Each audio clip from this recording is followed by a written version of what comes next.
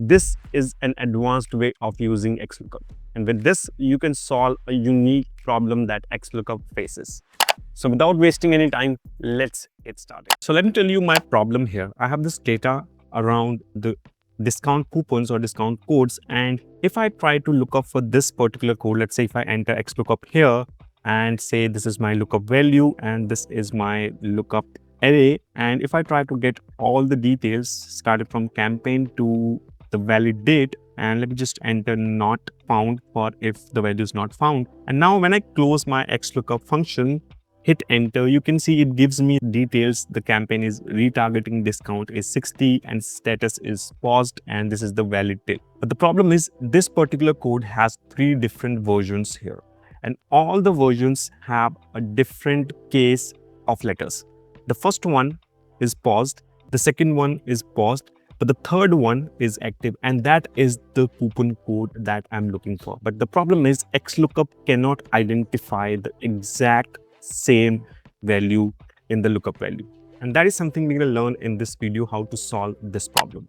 Now let me just delete the old XLOOKUP formula from here, and now let's write it again. I'll start with XLOOKUP, and in the lookup value this time I'm not going to specify the code. What I'll do, I'll specify 1 here, and then in the lookup array I'm going to say exact. So this is a specific function to match values, case sensitive values. So I'll say this column where I have all the codes, and then this code, the specific code that I'm looking for. And then I'm going to move to return array, and in the return array I'm going to select these 4 columns, come back, and in if not found, again I'm going to say not found, close XLOOKUP. And before I hit enter, there is one more small tweak that I need to do. I'm going to use these double minus sign here and hit enter, and now I have the exact details of this code from here. Ignoring this and this, I have these details. You can see 12% discount, the code is active, and the valid date is 19th of April 2027. And just like this formula, this XLOOKUP, if you don't want to use 1 here, you can do one more thing. You can simply use true, and this way you don't need to use these double minus sign here. And when you hit enter, you get the exact same details. Let me just copy and paste the formatting, and you can see I have the exact same details. That's how you use exact function along with the XLOOKUP to have the exact lookup match. Now let me just show you how this formula actually works.